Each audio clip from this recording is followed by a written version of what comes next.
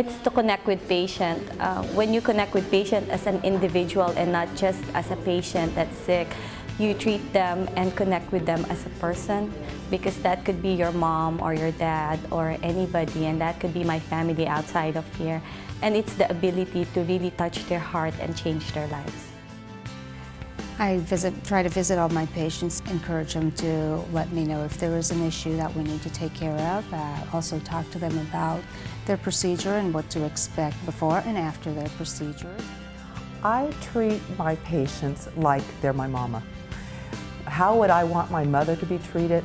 Early in my career, I had a patient that I picked up for a pacemaker, and the family was talking to them, and they're like, "Mom, she has to go, she has to go." And I'm like, "No, you take as long as you need with your mother.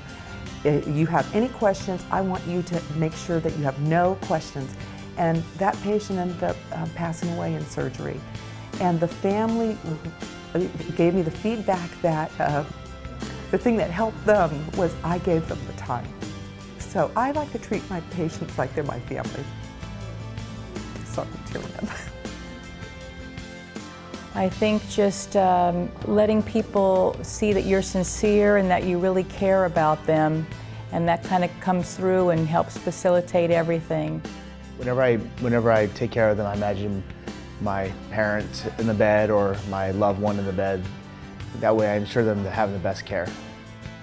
I'm really big on rounding on every patient and making a connection with that patient and letting them know that we care about them, they're important to us, and that we're going to let them have a humongous say in everything that's going on, kind of protect their dignity, let them have control of the situation so they feel that we're not just doing things to them, that they're in this together with us.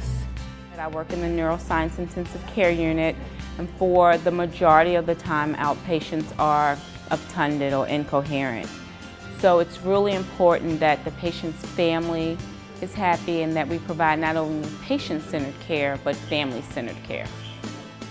I think it's so important to individualize. I just ask them, just the other night I asked the patient, "What can I do to get you the best night you've had here in the hospital? I know you haven't slept, just tell me what I can do to make sure you have the best night possible."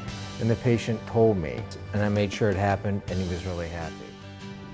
Listen, you go in every day and you know you're gonna get 30-something patients. 30-something patients have 5,000 different needs. Just listen and let them know that you're there. And that's all.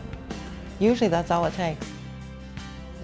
The one thing that I try to instill in my own nurses and for myself is to constantly be aware that the patient in that bed is not just anyone. That particular patient could be my mother, my father, my son, my brother, and therefore the patients need to be seen that way. Because when they're seen that way, then we have different connections, and then we are able to work with them in a more compassionate and caring manner.